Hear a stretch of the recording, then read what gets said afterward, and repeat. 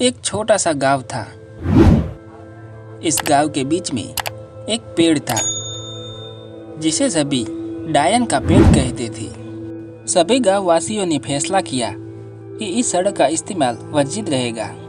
कोई भी इस सड़क का इस्तेमाल नहीं करेगा क्योंकि इस सड़क पे भूतिया डायन का पेड़ है।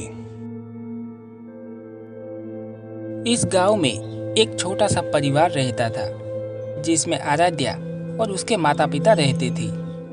आराध्या 15 साल की है और 10वीं कक्षा में पढ़ती है। एक दिन आराध्या को सुबह उठने में देर हो जाती है। उसके माता पिता उसके नानी के घर गए हैं। आराध्या जल्दी से तैयार होती है और साइकिल लेकर स्कूल की ओर निकलती है। वह अपनी घड़ी में देखती है, समय काफी कम है। वह वर्जित सड़क से जाने का सोचती है और वही सड़क से स्कूल चली जाती है।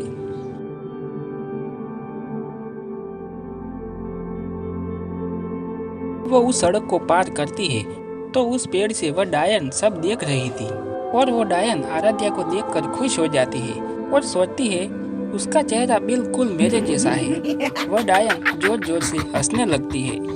आराध्या जो अब स्कूल पहुंच गई थी समय से, और वह फैसला करती है कि उसने वर्जित सड़क का इस्तेमाल किया, यह बात वो किसी को नहीं बताएगी। अब आराध्या स्कूल खत्म होने के बाद घर पहुंचती है और खुद ही खाना बना के खा पी के सो जाती है। वह डायन बस राह देख रही थी अब आराध्या कब इसी सड़क से दोबारा आएगी और तब वह उसके शरीर में प्रवेश करेगी। एक व्यक्ति ने देखा कि वर्जित सड़क का रास्ता थोड़ा खुला है। उसने उस रास्ते को अच्छे से बंद कर दिया और डायन की कहानी सभी को बताने लगा और डायन से लोगों को जागरूक करने लगा कि इस सड़क का इस्तेमाल न करे वरना वह डायन सबका घर बर्बाद कर देगी। डायन से बचने के उपाय को लोगों को बताने लगा। वह व्यक्ति नहीं चाहता था वह काली डायन और किसी को नुकसान पहुंचाए। डायन प्रतिदिन आराध्या का इंतजार कर रही थी, मगर आराध्या जब से उस व्यक्ति की बातों को सुना था, आराध्या ने सोच लिया कि अब वह दोबारा उस सड़क का इस्तेमाल नहीं करेगी। मगर कुछ समय बाद उसकी दोस्त और वह जब स्कूल से निकलते हैं तो देखते हैं वर्जित सड़क की ओर। उसकी दोस्त आराध्या से कहती है, तुम्हें पता है इस सड़क पे जो डायन है उसकी कहानी के बारे में?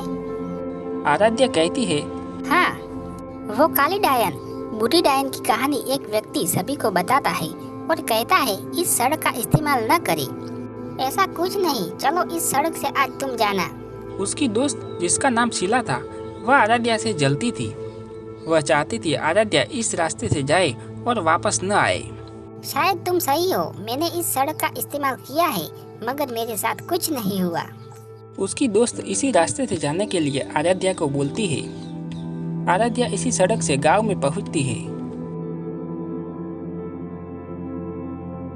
वह डायन आराध्या को देखती है सड़क से जाते हुए और उसके शरीर में प्रवेश कर जाती है। जिस समय का इंतजार वो कई महीनों से कर रही थी, वह डायन आराध्या के शरीर में प्रवेश कर लेती है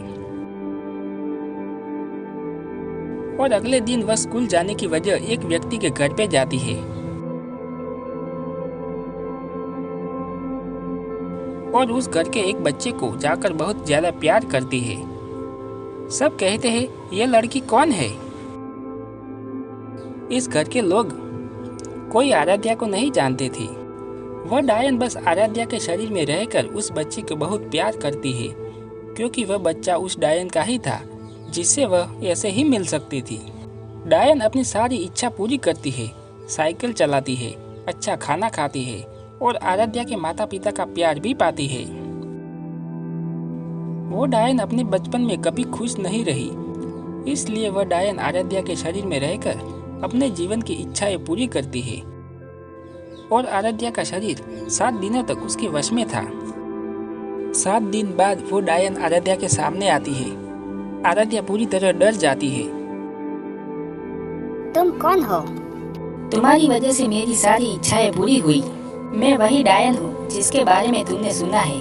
मैं वही काली डायन हूँ। आराध्या डर जाती है। डरो मत, तुम्हारी वजह से मेरी सारी इच्छाएं पूरी हुई। तुम्हारा शुक्रिया। तुम कौन हो और तुम डायन कैसे बनी? मैं बचपन में बहुत काली थी। मेरे घर वालों को हमेशा मेरी चिंता लगी रहती थी कि मेरी शादी कभी नहीं होगी। मगर मेरे पिता ने मेरी पढ़ाई लिखाई छुड़ा के कम उम्र में मेरी शादी करा दी। मेरा जो पति था वह मुझे रोज मारता था। मेरे पिता ने बहुत कम दहेज दिया था।